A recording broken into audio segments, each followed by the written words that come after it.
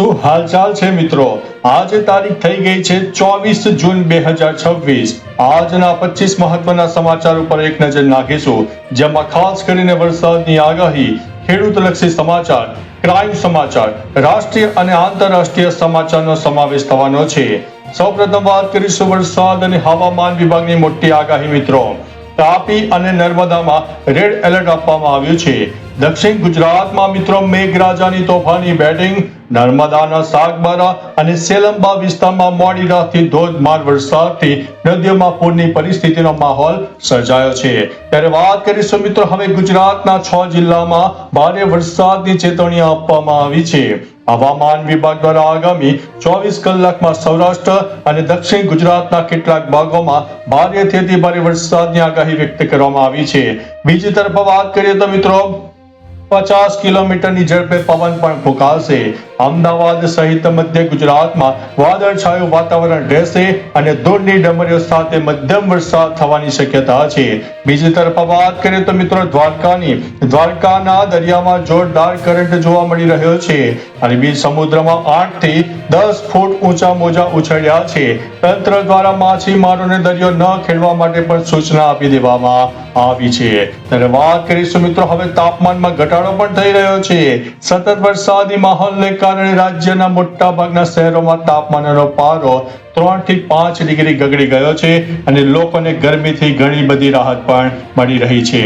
ત્યારે હવે મિત્રો વાત કરીશું ખેડૂત અને કૃષિ સમાચારની। વાવણી લાયક વરસાદથી ખેડૂતો ખુશખુશાલ જોવા મળી રહ્યા છે। દક્ષિણ ગુજરાત અને વડોદરાના ગ્રામ્ય વિસ્તારમાં સારો વરસાદ થતા ખેડૂતોએ કપાસ અને ડાંગરમાં વાવેતરની શરૂઆત પણ કરી દીધી છે। બીજી તરફ વાત કરીએ તો બનાસકાંઠામાં ચોમાસુ પાક માટે એડવાઇઝરી જારી કરવામાં આવી છે। કૃષિ યુનિવર્સિટી દ્વારા ખેડૂતોને બિયારણની ગુણવત્તા ચકાસીને જ વાવણી કરવા અને પાણીના નિકાલની વ્યવસ્થા કરવા માટે પણ અપીલ કરવામાં આવી છે। ત્યારે હવે વાત કરીશું ખાતરના વિતરણ વ્યવસ્થા ઉપર દેખરેખ। રાજ્ય સરકાર દ્વારા સહકારી મંડળીઓને ચોમાસા દરમિયાન યુરિયા અને ડીએપી ખાતરનો પૂરતો જથ્થો જાળવી રાખવા માટે આદેશ આપવામાં આવ્યો છે।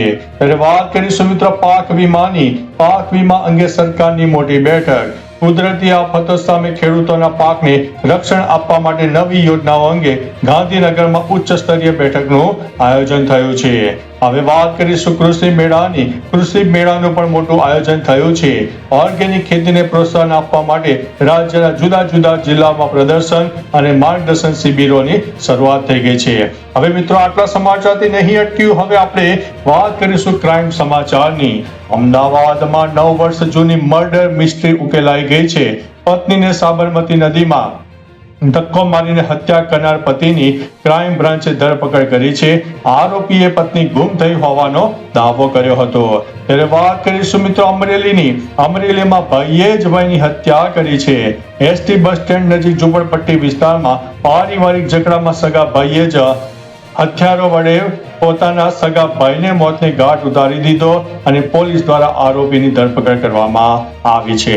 ત્યારે વાત કરીશું મિત્રો મોટા ફ્રોડ કેસની। 19 લાખનું ક્રિપ્ટો ફ્રોડ। જી હા દોસ્તો, અમદાવાદ સાયબર સેલે બિહારથી બીટેક ગ્રેજ્યુએટ યુવકની ધરપકડ કરી છે, જે ઓનલાઈન ફોરેક્સ ટ્રેડિંગના નામે લોકો સાથે છેતરપિંડી કરતો હતો।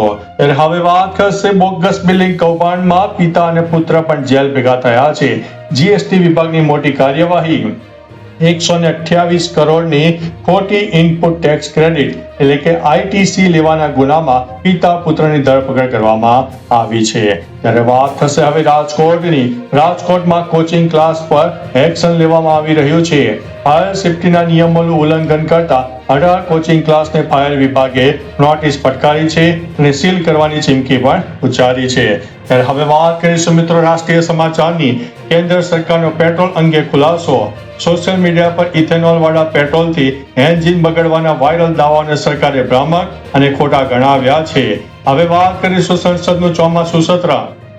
દેશમાં મોંઘવારી, રોજગારી અને કૃષિ નીતિઓ મુદ્દે વિપક્ષ સરકારને ઘેરવાની રણનીતિ બનાવી રહ્યો છે। ત્યારે વાત કરીશું ડિજિટલ ઇન્ડિયા અંતર્ગત નવો પ્રોજેક્ટ। ગ્રામીણ વિસ્તારોમાં હાઈ સ્પીડ ઇન્ટરનેટ પહોંચાડવા માટે કેન્દ્ર સરકારનું વધુ ફંડ હવે ફાળવવામાં આવશે. હવે વાત કરીશું મિત્રો રેલવેની. રેલવે સુરક્ષા ઉપર મોટો નિર્ણય. ભારતીય રેલવે આગામી સમયમાં તમામ મુખ્ય ટ્રેનોમાં એન્ટી કોલિઝન સિસ્ટમ એટલે કે કવચ લગાવવાની કામગીરી ઝડપથી બનાવવાની છે. હવે વાત કરીશું ચોમાસાની રાષ્ટ્રીય સમીક્ષા. ગૃહ મંત્રાલય દ્વારા પૂરની સ્થિતિનો સામનો કરવા માટે એનડીઆરએફની ટીમોને એલર્ટ મોડ ઉપર રાખવામાં આવી છે. હવે વાત કરીશું આંતરરાષ્ટ્રીય સમાચારની. ઇલોન મસ્કને મોટો ઝટકો. શેર બજારમાં કડાકાને કારણે ઇલોન મસ્કે એક જ દિવસમાં અબજો ડોલર ગુમાવ્યા છે. નેટવર્થમાં મોટો ઘટાડો પણ નોંધાયો છે. ત્યારે વાત કરીશું શેર બજારની. વૈશ્વિક શેર બજારમાં અસ્થિરતા મિત્રો જોવા મળી છે. અમેરિકાના ફેડરલ રિઝર્વના વ્યાજ દરોના સંકેતોને કારણે એશિયન માર્કેટો ઉપર દબાણ પણ જોવા મળ્યું છે. હવે વાત થશે ગ્રીન એનર્જી ઉપર પણ વૈશ્વિક કરાર કરવામાં આવ્યા છે. ભારત સહિતના દેશો ગ્રીન હાઇડ્રોજન ટેકનોલોજીના આદાન પ્રદાન માટે સંયુક્ત ટાસ્ક ફોર્સ પણ બનાવશે. અને વાત થશે હવે મિડલ ઈસ્ટમાં પણ તણાવ યથાવત જોવા મળી રહ્યો છે. આંતરરાષ્ટ્રીય સમુદાય દ્વારા શાંતિ સ્થાપવા માટે રાજદ્વારી સ્તરે પ્રયાસો હવે તેજ કરવામાં આવ્યા છે. અને અંતે વાત કરીશું ડિજિટલ કરન્સી પર નવો નિયમ.